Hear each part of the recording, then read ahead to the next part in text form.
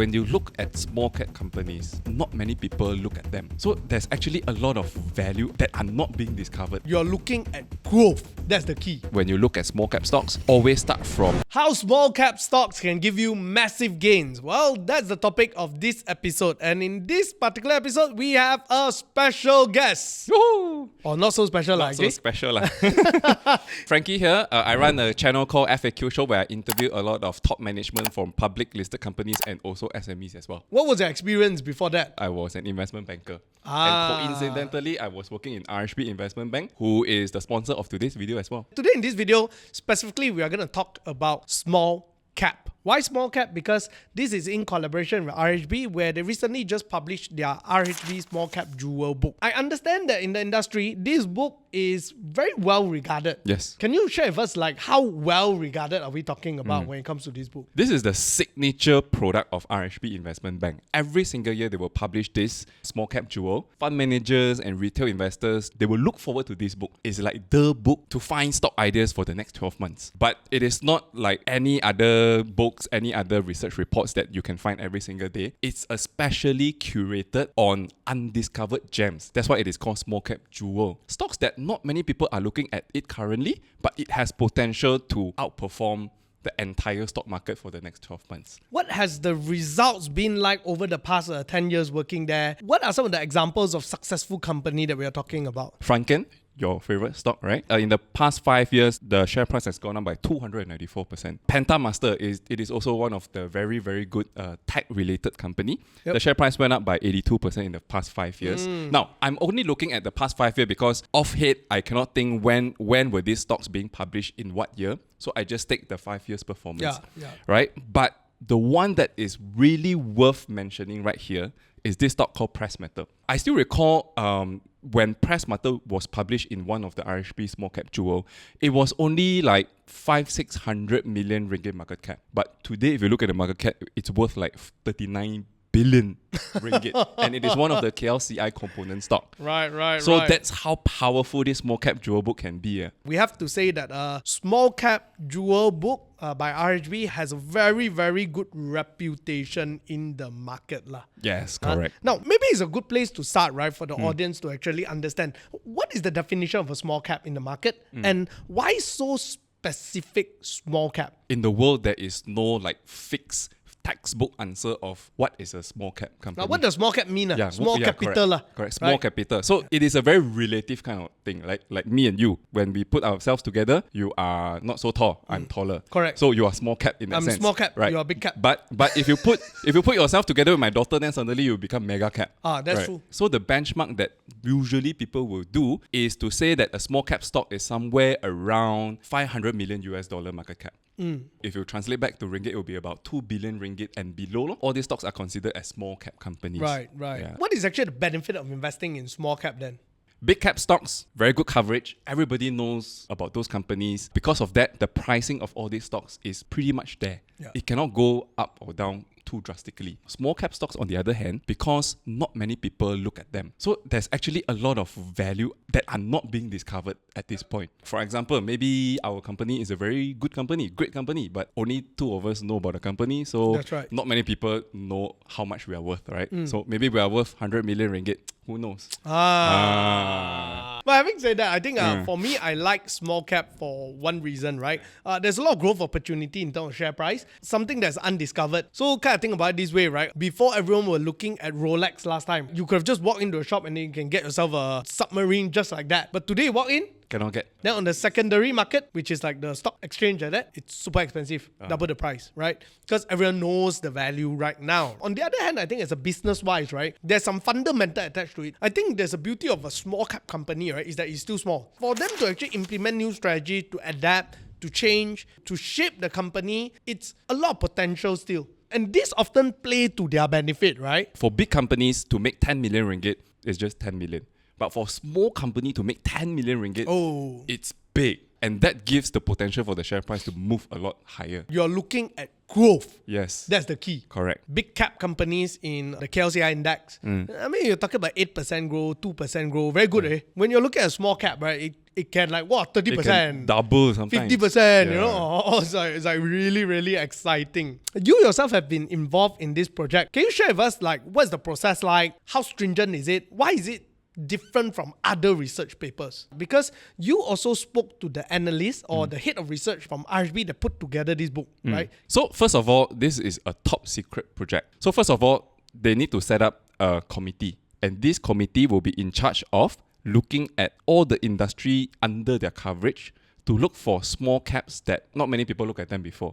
And then to do your usual fundamental analysis, whether the numbers are correct or not. So once that screening is done, then they will look for a story. So let's say, for example, now the hot story is AI, right? Yeah. Okay, so now AI, very vibrant and all those things. Then somehow I get to identify this small company that involves in AI, for example.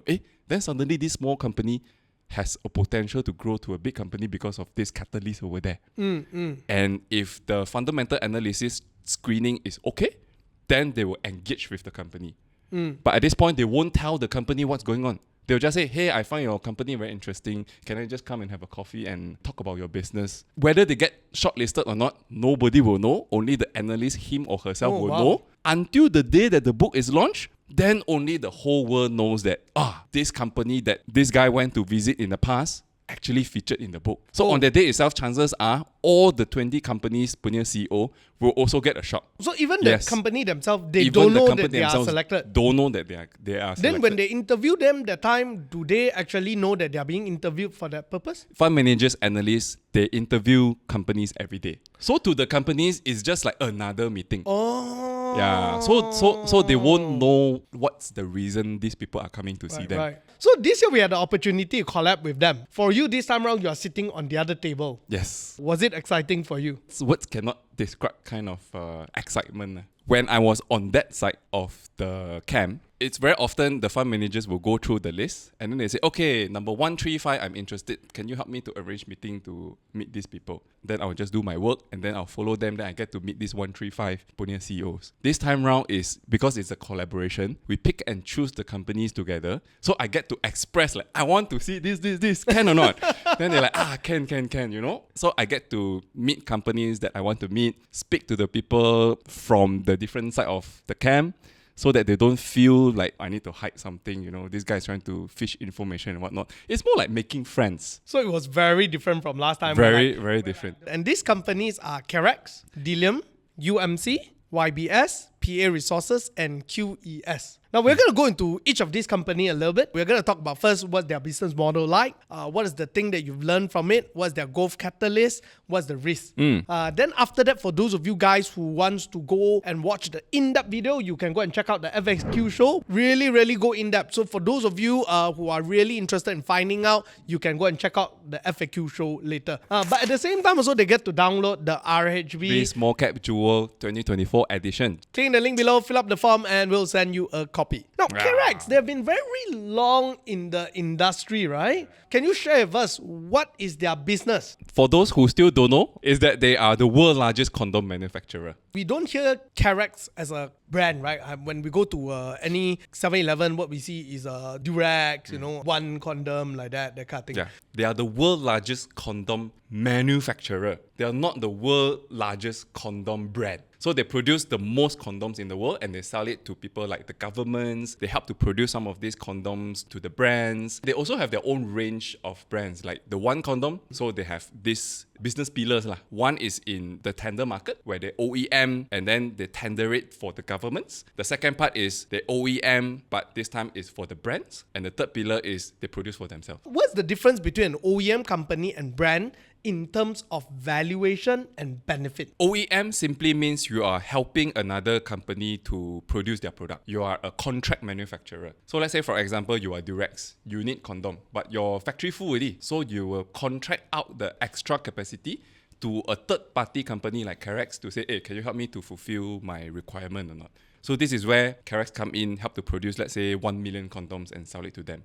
So it's a very low value kind of business. What you can only charge is that maybe the raw material cost, equipment cost, some of the manpower inside. That's it. So the margin is, we call it a manufacturing margin. But when it comes to a brand, like you walk to 7-Eleven now, if one condom is like 3 ringgit, the value of the 3 ringgit, most of it actually goes into the branding. So that's the difference in terms of margin when you compare a manufacturing product and a branded product. What have you learned about them so far? In my conversation with MK, the managing director of Karex, they suffered quite a bit during pandemic. Right, because one of the largest customer is actually the governments, so the governments will actually buy their condoms. But during the pandemic, a lot of all these funds have been channeled to all the pandemic-related stuff. This government business contributed more than half of Karex's revenue in the past, suddenly dropped dramatically during the pandemic. So they suffered 2 years of losses. And now only they are starting to turn around. Right? But this turnaround is also not because government is coming to buy from them again. Because government, when they stop giving you already, they will start reevaluating. Do I even still need it, right? Yeah, when I didn't give, you also survive what? So now the new norm is that they cannot rely so much on governments anymore. They need to tweak their business model to fit into this new environment. And luckily, they bought the one brand before the pandemic. When they bought one brand before the pandemic, people were like wondering, hey, you are the world's largest condom manufacturer. Just do what you're good at lah. You go into branded stuff which you don't have experience working on. What if suddenly things go wrong and everything just have to be written off? And when pandemic came, people realized, luckily you bought one brand that time. And now they are able to fetch better margins. They are one of the largest condom maker, and they owning a brand, it means that their margin will be higher than anyone else suddenly. The thing here is that why do they see this as a growth catalyst? Or is this even the growth catalyst? Because their business actually went down, but it went into the RHB Small-Cap Jewel. Yeah. So there has to be that something, right? So what's that something there? So one is the shift in terms of the business model from the tender market into the branded stuff. And the other thing is that they're also coming out with new product, a new raw material to make condom. In the past, it has always been natural latex. Now they have found synthetic latex can also work. If they switch to synthetic latex, potentially the cost of production could be lower. Wow. That would further improve their margin. I'm seeing more and more synthetic latex form of a condom. Now, don't worry, I'm married. Yeah, just in case everyone's wondering, why am I looking at it? Yeah. What do you think is the risk then? There's more and more competition in terms of the condom brands. Competition is one. And I think the innovation of product is also another thing. Today, people are talking about 0.01. So it's up to the R&D to keep up with all this consumer demand. But on the other hand, because the fact that they are one of the main OEM in the world, just like TSMC, everyone work with you to develop their latest tech. Then you also learn the latest tech. Sorry. So for condom, it's a different story. For all this, the latest tech, like for example, Durex, they will produce themselves. They wouldn't tell you what is it. So they really have to invest in R&D and surveys and understanding consumer now. How do you think they are faring so far? Because originally it wasn't very good, right? This is what I noticed. When first time one condom as a brand came out, it was like that lah. But these days, I'm seeing more and more of them. On the retail perspective, I have to say that one condom has gained a lot more presence from last time. But for yourself, how are they navigating through this risk? I think they still need to put a lot of marketing effort for the one brand. The first word that people can think of when you say condom is still Durex today. I think until then, they haven't really nailed it yet. But putting them into the RHB Small-Cap, I guess it means that there is certain things this unpolished gem. That's the key. The key is always unpolished gem. So if already know that they can definitely do it, then no point already. Okay, so you just have to observe the space and see. But more importantly, you really need to watch the interview, because then you know what the owners are thinking. Then you can think to yourself whether is this entrepreneur worth investing in. Yes. Let's move on to the next company then. It's Deleum. Interesting oil and gas company. A lot of people are saying that oil and gas company these days, very dirty energy. And so going on. To solar, I mean, there's a good play to it whenever the price increase lah, right? Then it will go up. But it's very seasonal, very cyclical. It's not really like, wow, this is the future, right? When you talk about future, it's always green right now. What is it that you have learned? But before that, maybe we should tell people what Deleum business model is like, because within oil and gas, there's a lot of different business model. The upstream, midstream, downstream, right? What do they actually do? So Deleum is an upstream oil and gas service company. So upstream means they're involved in exploration and production. That's called upstream. Oil and gas service means they don't go and drill the well themselves, but they provide services to all the drillers. Let's say if they need chemicals to make sure that the machine don't get corrosion and whatnot. So they will come in and do the kind of services. Maintain the machine, maintain the machines. provide you the boats, Correct, that kind of thing. correct. So if you want to find out more, you have to go and watch the video again. Yes. Yeah. Now, you spoke to the CEO. I heard that he's a very impressive person. Huh? Yeah. You want He- to tell me a little bit about background? So he was the CEO of Asia Pacific of Halliburton. Halliburton is one of the oil majors in the world. And he is not just the CEO. He is the only Asian who received the Big Red Award, which Wow. is the highest recognition that an employee of Halliburton can get. Wow. Yeah, So they brought him over to be the CEO. I heard that he has a great plan, very intelligent man, and so on. So maybe you should tell us why people should watch this episode. One thing interesting about this interview, one of the questions I threw to him is like, wow, you have great career, right? Yeah. So why you come to Deleum? A small cap. Yeah. So for him, it's a calling that he needs to do something for Malaysia. Oh, wow. But I thought that's a very brave move. When he came to Deleum, there is a difference in culture that he needs to fix. Wow. Right? From a very straightforward, very efficient, hire and fire culture, and going into Deleum, which is more like a Malaysian kind of culture, he needs to find the balance between the two. Right. And then from there, once the boat is stabilizes, then only he can think about how to make the company grow further going forward. From my conversation with him, he just completed the stabilization of the boat. The catalyst here is from now on, now the It's gonna ship be is growth. ready, he is going to... Right. I guess whether or not are you interested in oil and gas as a company, it's good to actually watch it because of his experience. There were a lot of things to be learned from there. Yeah, so go and check it out under the FAQ show. So what is the growth catalyst? This will be the best question. So, in the end of 2023, Petronas discovered quite a number of new oil fields in Malaysia. So, after all this discovery, what needs to be done next? You need to start drilling. Yep. And Deleum is in the Upstream upstream services. services. So, if Petronas were to start production and drilling on all these new discoveries, potentially in the next couple of years, they will require Deleum services. Because they are Yeah. looking at growth and expansion as well. Correct, So correct. they're going to be aggressive in acquiring new contracts. And also they are going into overseas market as well. Ooh. So it is not just a Malaysian oil and gas company anymore. You give it another 3 to 5 years, potentially this could be a regional play oil and gas company. Right. There's always risk. So what's the risk? The risk here is that maybe Petronas don't want to do anything about the oil. It's just whether they get Yeah. the business or not, Yeah, or Petronas correct. won't do anything about Correct. the oil, right? Huh? Correct. And the thing about going into overseas is that you need to deal with overseas politics, especially oil and gas. Because oil and gas is a very sensitive asset That's to right. any country. It's usually a national asset. It's a national asset. You can't say you found oil at the backyard, then it's your oil. Correct, It's correct. national asset usually. Correct. So to go in is one challenge, and to work with the partners over there could also be one challenge, and to extract margins out of the services overseas, that could also be another challenge. But you talk about it. The fact that he's from Halliburton is a huge advantage because he dealt with. Correct. He was the ex-CEO of Asia Pacific, so he has experience in Asia Pacific. So I think for him it's like that one. So he has already done it before. Now it's his second rodeo lah.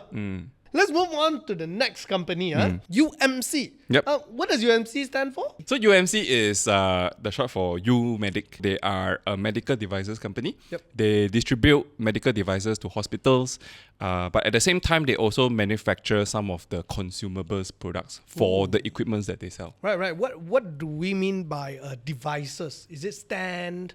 Is it like the machines? What are we talking about? Machines, like you know how when you're hospitalized and then you have all these machines at the side of the bed, bed, all those kind of things, yeah, the bed and the kind of stuff, and when your wife is pregnant, you have to do ultrasound.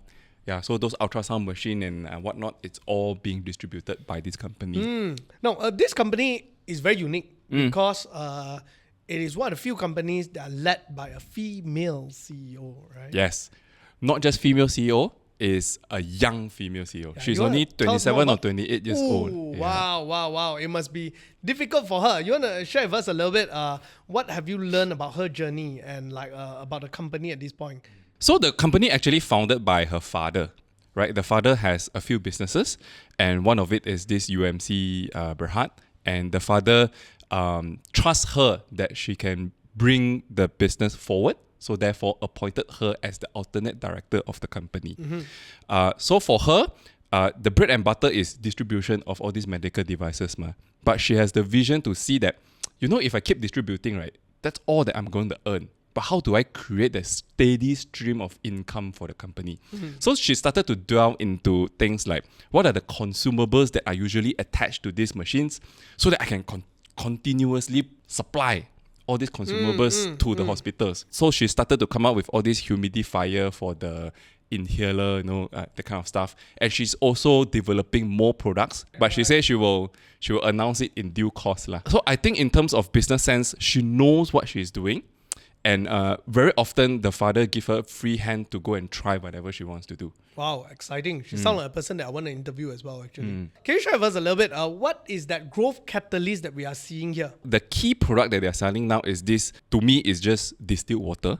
But to her, is a medical grade kind of water. When you inhale oxygen in hospital, right, the oxygen is dry one. So you need to attach this water to it to humidify it so that your throat don't get dry. In the past, hospitals use reusable tank and then they refill it and then do the stuff, right? But very often when you do this process, there could be contamination. It could be that the water, you don't know where is it coming from. And then there is very little tracking. And then it's very troublesome. So they come up with this product, which is one-off. You take, open, attach, use, finish, you throw. And then it comes with expiry date some more. So those are little things that makes their product stand out compared to other people. Wow. But the most important thing is because this is buatan Malaysia. Of course, when you say this kind of product is very common, you can buy overseas and all that. But buying from overseas means more expensive. More expensive. This one is buatan Malaysia. That's and right. it has the same quality as the imported ones. That's right. So therefore, hospitals love it. Right, that's right. Yeah, so that's where the growth is coming from currently. Right. For me, when I looked at her business model, right, I felt like the growth factor here is the fact that how she actually use her main business and then build a complementary side business that doesn't affect the main business. Yes. Okay, to put it this way, it's kind of like if you're distributing cameras, but what she do is that she produce her own film. Then film is the one that you need to keep changing. As long as I sell to you, you will use mine. Number one, she already secured the distribution, it means. Yes. Number two, she's playing with a fast-moving good that will continuously generate cash flow. Correct. And as the customer complain about what they need, everything all, she got more new product development ideas that can come in. So I see it as a very, very strong play there. And also because maybe my wife herself is in a pharmaceutical company, and I know many people from that. Also because my sister used to be. So I understand the devices industry a little bit, and it gives me a little bit glimpse of it. And I know that there is a huge demand for cheaper alternatives today. Because in the past, government hospital had a lot more budget. Today, not so much. So cheaper alternatives really has a huge market. But nonetheless, there's always risk, right? So what's the risk? The risk is because they are small, they don't have enough capital to grow as fast as they want. That's how they put it. In terms of selling, they have no problem. I always think that in every business, if the risk is not enough money, it's always the easiest problem to solve. Correct. Yeah, because we are a company ourselves and yes, we know that very well. yes. That is their biggest problem because they went IPO because they needed money to do expansion. After they expand, right, immediately not enough. They need to do another round of expansion. Wow. So that's the risk that they have. Wow. So I think this is a company to actually really pay attention to. Yeah. So for those guy who wants to know more, just go and check out the interview in FAQ Show. Yes, and you get correct. to understand as well how this young lady is leading a company. I think that itself is a worth episode to look at. Next one, YBS. This one apparently very cheeky one. This one very cheeky. So you want to tell us the story? First, what is YBS? What do they do? Okay, so YBS is a tech company. They do CNC machining. What is CNC machining? So CNC stands for Computer Numeric Control Machines. Okay. So basically high-level stuff. High-level we are not stuff. going to go into the Okay. detail. Okay, you want to understand how it works, go and Yeah. watch the episode. Basically, it's high precision kind of So manufacturing Who stuff. do they sell to? They sell to Business tech right? companies, yeah. B2B business or Correct. manufacturing and all. Okay, now why is it exciting? First of all, the not so exciting part is that, okay lah, your business to a certain point, you need to expand, you buy new land, you build a factory. Fine, nothing interesting. What's interesting is suddenly there is a change of plan on that piece of land that is supposed to be used for expansion. Wait. They say, I don't want to do expansion anymore, so I'm going to change the whole plan of the land. Instead of expanding my current capacity, I'm going to turn it into a battery manufacturing plant. Battery manufacturing. Battery manufacturing plant. They're going to plow in another $100 million US. So you're talking about EV, I suppose. No. They are going to do those miniature batteries. So those that goes into your earphone, your handphone, laptop, that kind. But what's more interesting is it is not just a normal miniature battery. Apparently, it is a state-of-the-art kind of technology. It is not your normal ion lithium battery. So apparently, it has higher density, higher output and all that. So it can last longer. Right. And this one, are they doing it themselves? No. So it is a partnership with a US company called Innovix. Oh. Yeah. Innovix is a startup in Silicon Valley. And they're going to do their manufacturing plant here in Malay. partnership. Not an OEM, but in partnership. In partnership. Means they own part of the product already. Correct. So when we went to their factory, right, you can see their factory, the logo there already have Innovix. Hey, this is exciting. Because in the past, we have always been an OEM hub. And this one turns the whole thing around. You co-own the product. So we get the margin as well and the high-level knowledge. Yeah. Wouldn't fund managers or like the investment circle feel like, hey, why are you doing something that is not in your expertise like that? Yeah, what was the...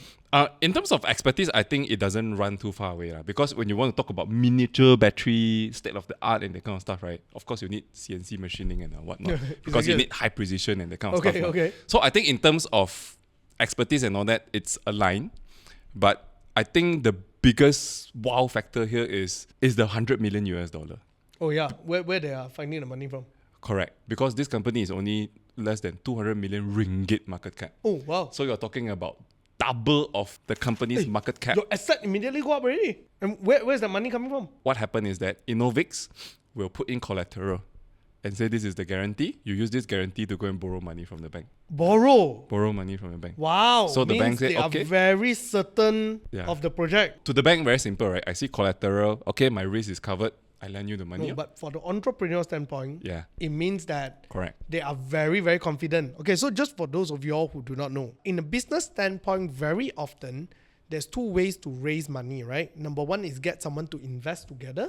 Number two is you take a loan. Now, for normal people, it's just raising money. But for a businessman standpoint, generally, you take investor money because the project is risky. Therefore, you want to share out the risk. So what happens is when you share out the risk, you also share out the profit. But when you take a loan, it means the project is not that risky. You're very certain you can pay it off. So you want all the upside for yourself. So that is where you must read in between the tea leaves. I did ask, this is a very risky project. Sounds like a risky project. But he said, no, this is a calculated risk. We will not take any risk that we don't know what's going to happen. So yes, while 100 million may seem like a big amount, but we know what we are doing. That is also an episode worth watching. Go and check it out. And then after that, you can do your research from there. Next company, QES. Yeah, this is another tech company. It was very hot during COVID time as well. Yes. When we talk about tech companies, straight away, the first thing that comes to mind is that this company sure is in Penang one. This tech company is not in Penang. This company is in Shah Alam. So my first question when I asked him is that all the tech companies are in Penang, so why are you in Shah Alam? So he said that actually in the beginning of the business, they are not really like tech. They also do distribution. And most of their customers is actually in that area. So they just buy the equipments and then they sell it to their customers, which is around the area. As they progress and move forward, they also start to produce their own tech equipments, testing machines, right? And because of that, now suddenly Penang becomes very relevant to the company. They've bought a piece of land in Batu Kawan. They're going to go there. It's going to double their capacity. So going forward, this company is going to have double of everything. And another interesting part is that because you're both in Selangor and you're in Penang, you get both government support. Now, what do you think is their X factor if you were to sum it all up into one sentence? The X factor for this company is the talent. He focuses a lot on the talent. Everything has to be for the talent. So engineers is hard to come by these days. It's getting more and more expensive. All the MNCs are poaching all these engineers. And because they are manufacturing their own test equipment, right? They are providing one-stop solution. So they don't just sell you this is the machine. They also build the software for the machine. Oh, wow. That's why talent is very important for them. If you want to talk about the X factor for this company, I think they probably have the most number of software engineers apart from your hardware engineers that works in under one roof. I just want to highlight one thing out there for those of you who are watching. I think I could be wrong about this, but generally a company that does hardware where they play together with software, the value increases significantly. Yes. Why is it so? Is that it becomes much more sticky. If you think about NVIDIA as a company, right? NVIDIA is not just giving you the GPU. What makes NVIDIA valuable is their whole ecosystem, including software. So what happened is that other developers who learn to develop certain products based on this NVIDIA GPU, they are used to certain software. So therefore, because of that, it becomes more sticky, they'll buy back. Same thing with Mac user. Like today, you ask me use Windows. Actually, I don't know where to press certain buttons. Right? So that is what makes it sticky. And I think this is the one play that many Malaysian companies are. It's probably the most low risk way to make yourself higher value. Like what QES mentioned, the biggest problem is hard to find these kind of talents. Yeah, they just have to pay more. Correct. One of our ministers said this. It's not that our companies don't have money. They have. But they're just not used to paying very well. Okay, and let's run through the last one. PA Resources. Yes. Okay, so what is PA Resources? It is a heavy industry company. It does aluminium extrusion and fabrication. Okay. So basically, they take aluminium, they ship it into whatever the customer asks them to do, and then they sell that product to you. So what is their growth catalyst for this company? When I say they do all these things to the customers, right? What is the first thing that comes to mind in terms of who is their customer? Cars? Maybe? EV? It's still car, right? Yeah. Yeah. Okay, I don't guess already. Okay, right. You may think of EV, you may think of construction like window frames and that kind of stuff. You may think of aeroplane body and all that. Those are also the things that I thought of. But the biggest catalyst for this company is solar panel. Okay. 85% of this company's revenue come from one company called First Solar. And First Solar is doing very well in the US currently. Oh yeah, First Solar has helped a couple of Malaysian companies do very well. Yes. They have extended their contract 4 times. So this is their 4th extension, and this extension is worth 1.1 billion ringgit. It's enough for them to work all the way until mid-2025. Just so you all know, First Solar also helped another company to get into the RHB Jewel book 1 or 2 years back. It was a company that I invested in, start with G. Oh, okay. You know which one, right? Yeah, I know which one. Yeah, for you all to find out. If you all want to know which one it is, type in the comment there what is the name of the company. And yes, the company's share price actually did shoot up significantly. Now, what do you think is the risk then? Because they are in aluminium business, the biggest risk is the aluminium itself. Raw material. So commodity just like prices. Any other commodity-related business, your profitability relies on the price of the commodity. So for example, if you're oil and gas, your profitability relies on the oil prices. If you're in aluminium, like in this case, then obviously the profit depends on the aluminium price. There's one more risk for this company, is that it has a single client risk. 85% of the revenue comes from First Solar. Yep. Yes, for extension, they're very happy with PA Resources, but what if one day they're not happy anymore? Yeah. They need to spend a lot of time to find new customer to fill the hole. Well, it's exciting. I think the next phase is whether is it going to be a long-term investment to actually play at. Is the question of are they able to diversify their client base. We have talked about all the companies they've interviewed. Certainly, it was a delightful experience for you. Maybe you want to share with us what's the one thing that you have learned? So one thing that really hits me, right, is that when you look at small cap companies, it's really about the leader who is driving the whole business. It's the leader who shapes the direction of the direction. Profit or not, that one different story, because a lot of things you cannot control. But at least you pull all the direction correct that says that this is what I want to do. If we are able to achieve that, then maybe we will get like, don't know how many million profit.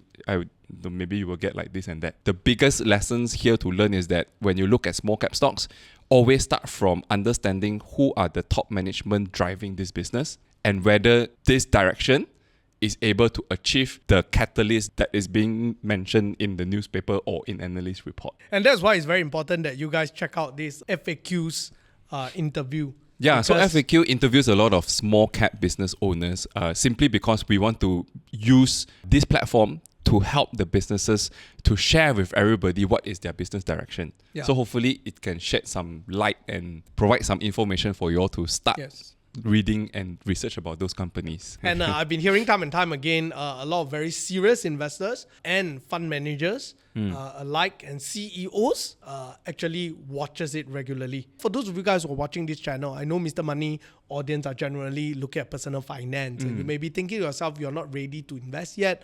But what I can share with you is this.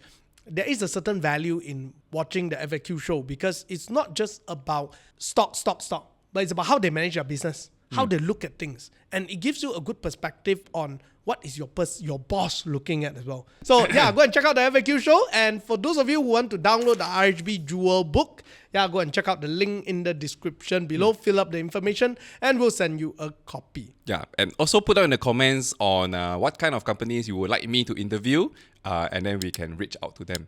All right, see you next time.